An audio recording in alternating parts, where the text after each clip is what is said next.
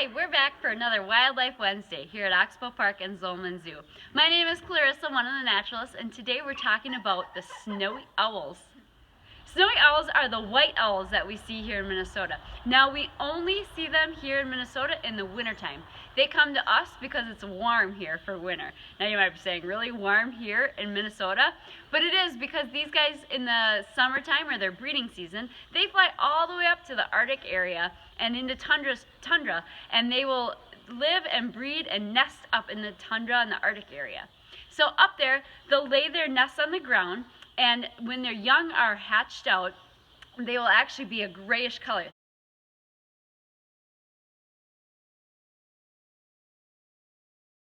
That is very intentional, so that they look more like ground, earth, and rocks, and not so much obvious for predators to be able to see them.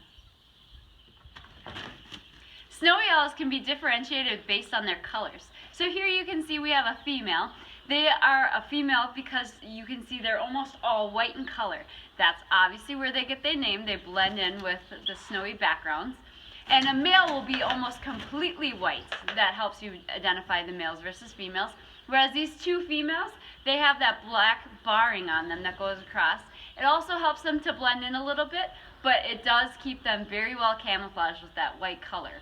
And as I said, they come here in Minnesota for the wintertime when we have snow.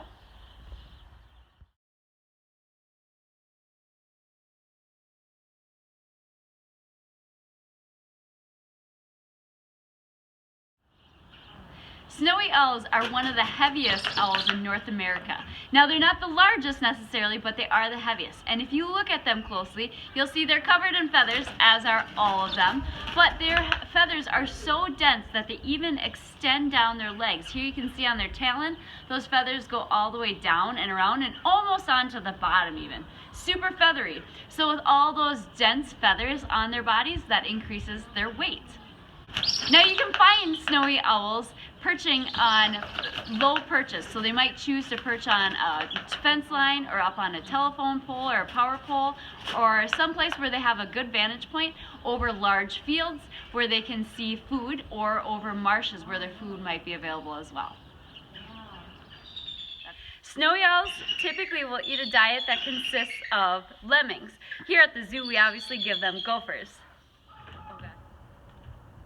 Here you can see the two resident snowy owls, and they are standing over their food. The one on the left is actually eating, and it's daytime. Now, you might be saying that's odd because owls are supposed to be nocturnal with their behaviors, meaning they're most active and do their hunting at nighttime, whereas snowy owls are one of the only owls in North America that is actually considered diurnal, meaning that they're hunting during the daytime and they're feeding during the daytime.